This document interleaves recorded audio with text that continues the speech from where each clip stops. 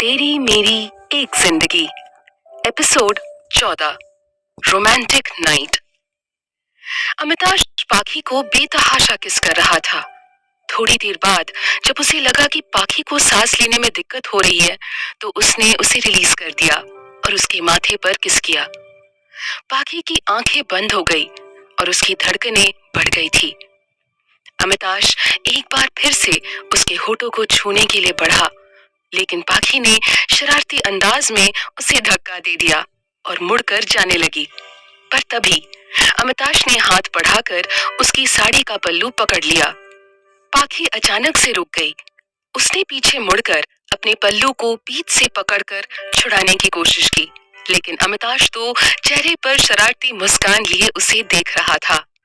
पाखी ने मासूम सा चेहरा बनाकर उसे देखा, लेकिन अमिताभ ने उसके उस लुक पर भी नहीं छोड़ा। अमिताभ ने पाखी के पल्लू को अपने हाथ पर लपेटना शुरू किया, तो पाखी भी उसके साथ साथ धीरे धीरे उसके करीब होती जा रही थी। उसके साथ ही पाखी को लग रहा था मानो अभी उसका दिल फटकर बाहर आ जाएगा। अमिताभ ने उसका पूरा पल्लू अपने हाथ पर लपेट लिया और अब पाखी उसकी तरफ पीट के उसके काफी करीब थी। अमिताभ ने पाखी की कमर में अपना हाथ डालकर उसे पेट से पकड़ लिया और धीरे से मधोशी भरी आवाज में उसके कान में बोला, बीवी, अब गवारा नहीं मुझे तुमसे दूर रहना, तेरी बाहों में जीना और इन्हीं में मरना। मैं तो भटकता हुआ मुसाफिर था, तू जो मिला तो बसेरा पाया है। अब क्यों तुमसे दूर रहकर खुद को बेघर करना। पाखी ने जब उसकी ये लाइनें सुनी तो उसके होठों पर मुस्कान और आंखों में नमी आ गई। उसने कुछ भी नहीं कहा, बस अपने पेट पर लिपटे अमिताभ के हाथों पर अपने हाथ रख दिए, मानो उसने अमिताभ को अपने करीब आने का, उसे प्यार करने का हक दिया हो, उसकी मांगी गई इजाजत का जवाब दिया हो। अमिताभ ने जब अपने हाथों पर पाखी की सॉफ्ट हाथों की छुअन महसूस की, तो उसने उसे थोड़ा और कस के अपने करीब कर लिया। अमिताभ ने उसके खुले लंबे बालों को अपने हाथ से एक साइड कर दिया और उसके कंधे पर अपने होठ रखकर उसे किस कर लिया। पाखी ने अपनी आंखें बंद कर ली और अमिताभ आगे बढ़ते हुए उसकी गर्दन पर अपने होठों को चलाने लगा, उसकी गर्दन पर सॉफ्ट किस करने लगा। पाखी की खुशबू अमिताभ को मदहोश कर रही थी। अक्सर वो खुद को पाखी के लिए कंट्रोल कर लेता था, लेकिन आज वो कंट्रोल उससे छूट रहा था। आज पाखी भी उसका साथ देने को तैयार थी। आज अमिताभ उसे जी भरकर प्यार कर लेना चाहता था। अमिताभ की किसेस से पाखी सिहर कर सिमटती जा रही थी। अमिताभ की बॉडी की गर्मी को वो महसूस कर रही थी। दोनों की ही सांसें काफी तेज और गर्म हो चुकी थी। जब पाखी को सहन नहीं हुआ तो वो जल्दी से पलटकर अमिताभ के सीने से लग गई। उसने अमिताभ की शर्ट को कसकर अपनी मुट्ठी में पकड़ रखा था और खुद को पूरी तरह उसके सीने में छुपाने की कोशिश कर रही थी। पाखी की इस हरकत पर अमिताभ मुस्कुरा उठा। वो उसकी घबराहट को समझ रहा था। उसने पाखी को अपनी बाहों में कसते हुए धीरे से कहा, बीवी, अगर तुम तैयार नहीं हो तो हम रुक सकते हैं। तुम्हें मेरे लिए खुद को सैक्रिफाइस करने की जरूरत नहीं है। पाखी ने नजरें उठाकर उस शख्स को देखा जो ऐसी सिचुएशन में भी खुद की नहीं बल्कि उसकी परवाह कर रहा था।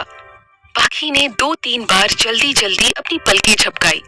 फिर जब उसे समझ नहीं आया कि वो क्या करे, तो उसने बिना सोचे अमिताभ की कॉलर पकड़कर उसे खींचा और अचानक से ऐसा करने पर अमिताभ झटके से पाखी के चेहरे के करीब आ गया। पाखी ने उसकी आंखों में देखा और धीरे से कशिश भरी आवाज में बोली, आई नीड यू। ये बोलकर पाखी ने अमिताभ के होठों पर अपने सॉफ्ट पिंक लिप्स रख दिए। अमिताभ ने उसे कमर से कस के पकड़ लिया और अपनी गोद में उठा लिया और उसे बेड पर ले गया। उसने धीरे से पाखी को बेड पर रखा और उसके ऊपर झुककर उसके माथे को चूम लिया। पाखी के हाथ अमिताभ के सीने पर थे। अमिताभ ने अपनी शर्ट के बटन खोले और अपनी शर्ट उतार दी। पाखी ने अपनी आंखें बंद कर रखी थी।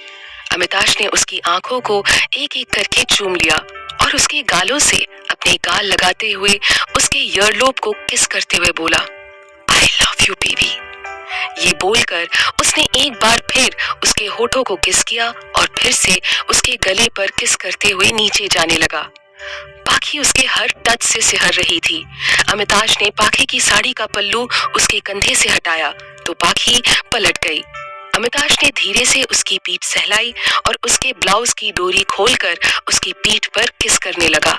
उसका हर टच, हर किस पाखी के लिए उसके प्यार का सबूत था। कमरे में आती चांद की किरणें भी आज उन दोनों के प्यार की साक्षी बन रही थी। रात गहरी होती जा रही थी और साथ में गहरा हो रहा था उन दोनों का प्यार।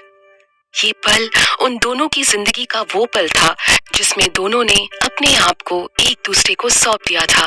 वो पल जिसमें दोनों एक दूसरे को महसूस करते हुए एक दूसरे में खोए हुए थे।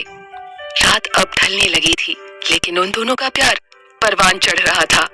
भले ही पाखी कितना भी अमिताश से दूर रही थी, आखिर उसे लौटकर आना तो उसी के पास ही था। और इधर अमिताश, जिसने हमेशा खुद के ऊपर पाखी को रखा था, उसे पता था, यकीन था अपने प्यार पर कि पाखी को एक दिन उसका होना ही है। ये उन दोनों की आत्माओं का मिलन था। उन दोनों के प्यार को ये रात एक नए आयाम तक ले आई थी। प्यार में डूबे हुए दोनों लगभग रात के 3 बजे एक दूसरे की बाहों में ढक कर सो गए। अगली सुबह फिर से एक नया सवेरा लाने वाली थी, लेकिन होना क्या था ये तो आने वाला वक्त ही बताने वाला था। खैर, वो प्यार की खुशनुमा रात ढल गई। अगली सुबह कमरे की खिड़कियों के पर्दों से छनकर आती सूरज की रोशनी जब पाखी के चेहरे पर पड़ी तो उसने कसमसाते हुए करवट लेकर अपना चेहरा अमिताश के सीने में छुपा लिया। अमिताश, जो पहले ही उठ चुका था, वो पाखी की हरकत देखकर मुस्कुरा दिया। अमिताश ने प्यार से पाखी के गाल को सहलाया और पाखी ने फिर से कसमसाकर अमिताश का हाथ अपने गाल से हटाया और अपनी कमर पर रख दिया और फिर अपना हाथ अमिताश के शर्टलेस सीने पर रख दिया। अमिताश बस उसे देख रहा था। वो प्यार से पाखी की खुली पीठ को सहलाने लगा। पाखी ने हार मानकर अपनी आंखें धीरे से खोल ली तो खुद को अमिताश की बाहों में पाया। अमिताश ने मुस्कुराकर उसका माथा चूमा और बोला, गुड मॉर्निंग बेबी। पाखी ने मुस्कुराकर उसे देखते हुए कहा, गुड मॉर्निंग। अमिताश ने बड़े प्यार से उसे अपनी बाहों में भर लिया और बोला, thank you so much baby for last night, for this beautiful surprise. पाखी ने कुछ नहीं कहा। उसने मुस्कुराकर बस अमिताश को देखा और उसके सीने से लगकर किसी मासूम से बच्चे की तरह बोली, मुझे नींद आ रही है, मुझे अभी और सोना है। अमिताश उसकी बचकानी हरकत पर मुस्कुरा दिया और उसे छोड़कर अलग होते हुए उठा, पर तभी पाखी ने वापस अमिताश की बाह पकड़कर उसे बेड पर लिटा दिया और खुद पूरी तरह से उसी के ऊपर लेट गई। अमिताश मुस्कुराकर बोला, बीवी क्या इरादा है? पाखी मुस्कुराकर बोली, मुझे नींद आ रही है, मुझे सोना है बस। तो अमिताश बोला, पर मुझे तो उठने दो। तो पाखी ने उसे कसकर पकड़ते हुए कहा, नहीं, मुझे ऐसे ही सोना है। अमिताश उसकी बच्चों जैसी जिद और मासूमियत देखकर मुस्कुरा रहा था। फिर उसने उसके बालों को सहलाते हुए कहा, अच्छा बाबा, ठीक है, सो जाओ। थोड़ी ही देर में पाखी को नींद आ गई और अमिताश भी उसे देखते देखते ही सो गया। लगभग 1 घंटे बाद अमिताश की आंख खुली। उसे अपने ऊपर कुछ भार महसूस हुआ। उसने देखा पाखी अभी भी किसी बच्चे की तरह उसके ऊपर लेटी हुई थी। ये देखकर अनायास ही उसके चेहरे पर मुस्कान आ गई। उसने प्यार से पाखी के सिर को सहलाया और प्यार से बोला, गुड मॉर्निंग जान, और पाखी के माथे पर किस कर दिया। पाखी ने कसमसाते हुए अपनी आंखें खोली और अमिताश को मुस्कुराकर देखते हुए बोली, गुड मॉर्निंग मिस्टर सड़ू। अमिताश ने पाखी को देखा जो उसकी शर्ट में किसी खरगोश जैसी लग रही थी। वो शर्ट उसकी साइज से काफी बड़ा था और इस वजह से पाखी के एक शोल्डर से नीचे खिसक रहा था, लेकिन उसमें पाखी बहुत ही ज्यादा खूबसूरत लग रही थी। पाखी को ऐसे देखकर अमिताश का गला सूख रहा था। उसने पाखी को पकड़ा और झटके से पलट दिया। इस अचानक हुए वार से पाखी की आंखें एकदम से खुल गई और वो बड़ी बड़ी आंखें करके अमिताश को देखने लगी। इससे पहले वो और कुछ समझती या कहती, अमिताश उसे किस करने लगा। लॉन्ग किस करने के बाद जब अमिताश ने पाखी को हांफते देखा तो उसने उसे छोड़ दिया। पाखी का चेहरा लाल पड़ चुका था और उसकी सांसें काफी तेज हो गई थी। जब अमिताश ने उसे छोड़ा तो पाखी उसके सीने पर अपने हाथों से मुक्के मारने लगी, लेकिन अमिताश को क्या ही फर्क पड़ने वाला था। अमिताश ने उसके हाथों को अपने हाथ से पकड़ा और बोला, बी गुड बीवी, अदरवाइज डोंट ब्लेम मी। पाखी ने हैरानी से उस आदमी को देखा जो अब उसे धमकी दे रहा था। पाखी ने मन ही मन कहा, सड़ू कहीं के, अभी मुझे धमकी भी देने लगे। इनकी हिम्मत भी कैसे हुई मुझे धमकी देने की, अकड़ू कहीं के। और ये बोलकर उसने मुंह बना लिया। पाखी बोल मन में रही थी, लेकिन उसके चेहरे के एक्सप्रेशन से अमिताश सब अच्छे से समझ रहा था कि वो क्या सोच रही है और उसे क्या क्या नामों से बुला रही है। अमिताश पाखी के चेहरे के एक्सप्रेशन को देख मुस्कुरा रहा था।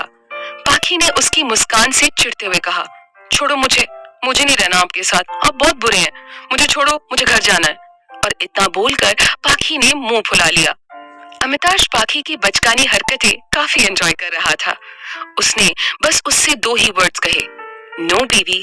पाखी ने उसे रुआसी शक्ल बनाकर देखा, लेकिन अमिताश उसके ऊपर से हिलने तक को तैयार नहीं था। तभी अमिताश का फोन बजा। पाखी ने एक नजर फोन को देखा और एक नजर अमिताश को देखा। अमिताश ने एक हाथ से फोन लिया और कॉल पिक की तो उधर से विदित की आवाज थी। उसने झुंझलाहट में कहा, अमित के बच्चे, कहाँ मर गया तू? यार, यहाँ तेरे बच्चे ने पूरे मैंशन को सिर पर उठा लिया है। मेरे बाप, तू जहाँ कहीं भी है फौरन पाखी को लेकर वापस आ जा, प्लीज जल्दी आ जा। अमित ने हमेशा की तरह कोल्ड वॉइस में कहा, क्या हुआ है? तुम 4 लोगों से एक बच्चा नहीं संभल रहा? विदित बोला, अमित के बच्चे, तू भूल रहा है कमीने, वो तेरा बेटा है, उसे संभाल पाना कोई छोटी बात नहीं है। मुझे और कुछ नहीं सुनना, तुम और पाखी अभी के अभी जहाँ भी हो फौरन घर आओ। ये बोलकर विदित ने बिना अमिताश की बात सुने फोन कट कर दिया। अमिताश ने अपने फोन को कान से हटाकर घूर कर देखा। पाखी ने उसे ऐसे खोए हुए देखा तो अपने हाथों को जल्दी से छुड़ाकर अमिताश को अपने ऊपर से धक्का दे साइड कर दिया। उसने ये सब इतनी जल्दी से किया कि उसे ध्यान भी नहीं रहा कि वो बेड के किनारे पर थे। जब उसने अमिताश को अपने ऊपर से हटाया तो अमिताश को संभलने का मौका ही नहीं मिला और बेचारा अमिताश सीधा बेड से नीचे फर्श पर गिर गया। पाखी को जब रियलाइज हुआ तब तक देर हो चुकी थी। उसने अपने दोनों हाथ अपने मुंह पर रखे और जल्दी जल्दी अपनी पलकें झपकाकर अमिताश को देखने लगी। अमिताश जमीन पर बैठा अपनी पीठ सहला रहा था। अमिताश ने दर्द भरी आवाज में कहा, बीवी, यार, कोई ऐसे बदला लेता है क्या? अमिताश को सच में चोट लग गई थी। ये देखकर पाखी की आंखें नम हो गई और वो जल्दी से बेड से उतरकर उसके पास बैठ गई और बोली, आई एम सो सॉरी, मैंने इंटेंशनली नहीं किया ये। पाखी को यूं देखकर अमिताश ने खुद के दर्द को नजरअंदाज करते हुए कहा, हे बीवी, why are you crying? I am fine. Pakhi ने रुआसी होकर कहा, मैंने जानबूझकर नहीं किया, आपको चोट लग गई मेरी वजह से। अमिताश ने पाखी को अपने करीब खींचा और उसके चेहरे को अपने हाथों में लेते हुए कहा, डोंट वरी जान, आई एम परफेक्टली फाइन।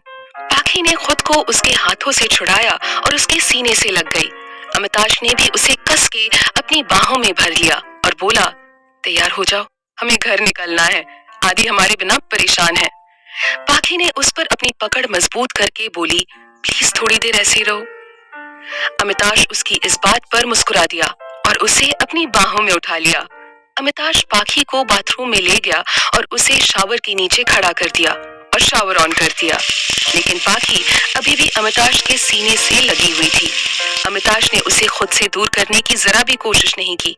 वो दोनों एक साथ भीग रहे थे। दोनों एक दूसरे की बाहों में खोए हुए सुकून महसूस कर रहे थे। अमिताश की व्हाइट शर्ट जो पाखी ने पहन रखी थी वो उसकी बॉडी से चिपक गई थी और भीगने की वजह से ट्रांसपेरेंट हो गई थी।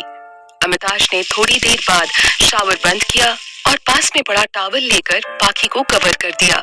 पाखी को अमिताश का ये जेस्चर बहुत अच्छा लगा। अमिताश ने उसे खुद से दूर करते हुए कहा, चेंज कर लो, फिर घर चलते हैं। पाखी ने उसे देखकर हाँ में अपनी गर्दन हिला दी। फिर अमिताश उसे वहीं छोड़कर खुद दूसरा टॉवल लेकर रूम में चेंज करने चला गया। थोड़ी देर बाद पाखी भी चेंज करके बाहर आ गई। अमिताश ने उससे पूछा, चले? तो पाखी ने मुस्कुराकर उसका हाथ पकड़ लिया और कहा, चलो। अमिताश मुस्कुराया और उसका हाथ पकड़कर वहां से निकल गया।